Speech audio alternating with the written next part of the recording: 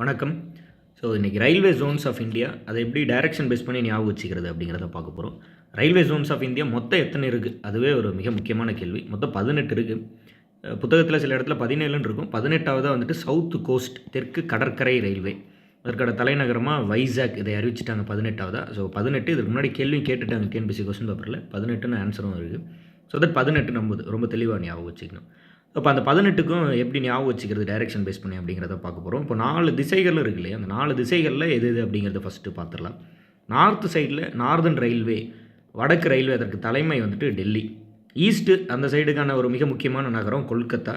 Southern railway அப்படிங்கும்போது ஆப்வியஸாக Chennai. And western railway, மேற்கு ரயில்வே அப்படிங்கும்போது மும்பை. அது இல்லாமல் மத்திய ரயில்வே, சென்ட்ரல் ரயில்வே. இந்த சென்ட்ரல் ரயில்வேக்கும் மும்பை தான். சென்ட்ரல் ரயில்வேக்கு சத்ரபதி சிவாஜி ரயில்வே ஸ்டேஷனும் இன்னொன்று வந்துட்டு சர்ச் கேட்டுன்னு சொல்கிறது 2 இருக்குது. பட் 2க்குமே மும்பை, அது ஞாபகம் வச்சுங்கன்னா. இது வந்துட்டு சென்ட்ரல்.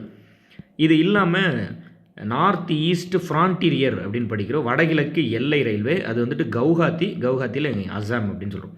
ஸோ இப்போ மொத்தம் 6 தலைமை இடம் ஞாபகம் வச்சுட்டோம், 4 சைடு. அது இல்லாமல் சென்ட்ரலுக்கும் மும்பை தான். அது இல்லாமல் நார்த் ஈஸ்ட் ஃப்ரான்டீரியர், இந்த நார்த் ஈஸ்ட் ஃப்ரான்டீரியர் இந்த ரயில்வேக்கு கவுஹாத்தி அசாமில் இருக்குது. டோட்டலாக 6 ரயில்வே.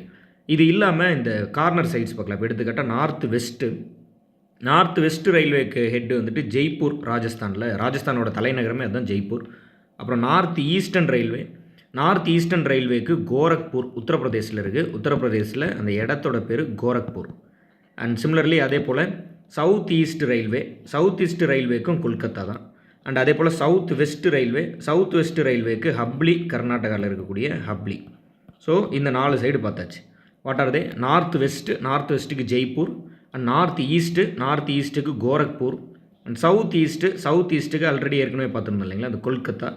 அண்டு சவுத் வெஸ்ட்டுக்கு யார் தலைமையகம் அப்படின்ட்டுனா ஹப்ளி எங்கே இருக்குங்க? கர்நாடகாவில் இருக்குது. ஸோ இப்போ இந்த 4 டைரெக்ஷன் பார்த்துட்டோம். ஸோ நெக்ஸ்ட்டு 4 பார்த்தாச்சு. இப்போ அடுத்ததில் நார்த் சென்ட்ரல் ரயில்வே, நார்த்துலேருந்து மத்தியில் வட மத்திய ரயில்வே அப்படின்ட்டுனா அலகாபாத். இந்தியாவையே 2ஆக பிரிக்கக்கூடிய லைன் வந்துட்டு இந்த அலகாபாத் வழியாக தான் போகுது. அது இப்போ மிர்சாப்பூர் அப்படின்னு படிப்போம் புத்தகத்தில். இப்போ அலகாபாத்துக்கும் கூட பெயர் மாற்றியாச்சு, பிரயக்ராஜ் அப்படின்ட்டு. ஸோ தட் எல்லாத்துக்குமே மத்தியில் அப்படி படிக்கிறோம். நார்த் சென்ட்ரல் அப்படிங்கும்போது அலகாபாத். ஈஸ்ட் சென்ட்ரல் அப்படிங்கும்போது பீகாரில் ஹஜிப்பூர் அப்படிங்கிற ஒரு இடத்துல இருக்குது ஈஸ்ட் சென்ட்ரல். சவுத்துலேருந்து சென்ட்ரல், தெற்கு மத்திய அப்படின்னு வரும்போது செகுந்தராபாத் தெலுங்கானாவில் இருக்குது.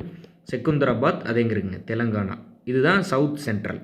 அதே போல் வெஸ்ட் சென்ட்ரல் அப்படின்னு வரும்போது ஜபல்பூர் எங்கே இருக்குது அப்படின்ட்டுனா மத்திய பிரதேசில் ஜபல்பூர், அதை ஞாபகம் வச்சுக்கணும். மத்திய பிரதேசில் ஜபல்பூர்.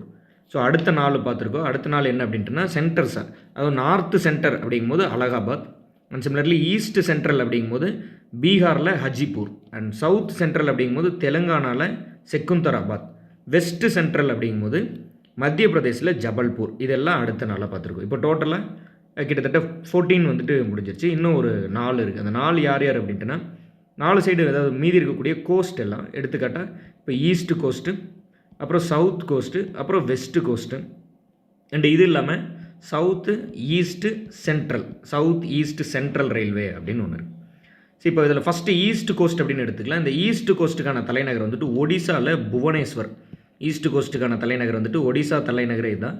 ஒடிசாவில் புவனேஸ்வர் அப்படிங்கிறது கிழக்கு கடற்கரைக்கான ரயில்வே தலைநகராக சொல்கிறோம். ரயில்வே ஜோனுக்கான ஹெட் அப்படி எடுத்துக்கலாம்.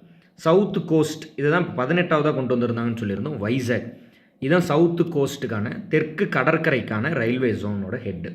வெஸ்ட் கோஸ்ட்னு ஒன்று இல்லை, அதுக்கு பதிலாக என்ன இருக்குங்க? கொங்கன் கோஸ்ட் அப்படின்னு ஒன்று இருக்கும். இந்த கொங்கன் கோஸ்ட்டோட தலைநகர் என்ன அப்படின்ட்டுனா நவி மும்பை.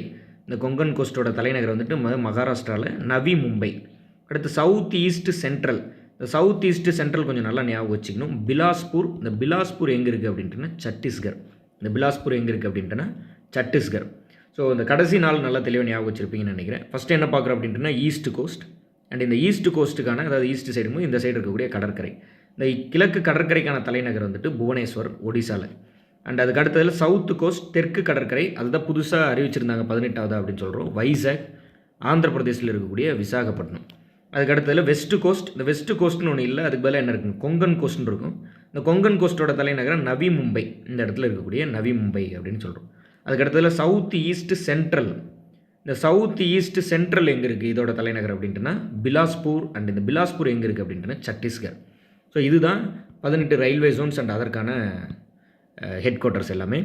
அண்ட் மேபி இந்த டைரக்ஷன்ஸ் யூஸ் பண்ணி நீங்கள் ஞாபகம் வச்சுக்கும் போது ரொம்ப சுலபமாகவே புரியும். அண்ட் இதில் வேறு எதுவும் உங்களுக்கு சந்தேகம் இருந்ததுன்னா நீங்கள் அதை வந்து தெரிவிக்கலாம். And keep supporting us. Tata bye. Thank you.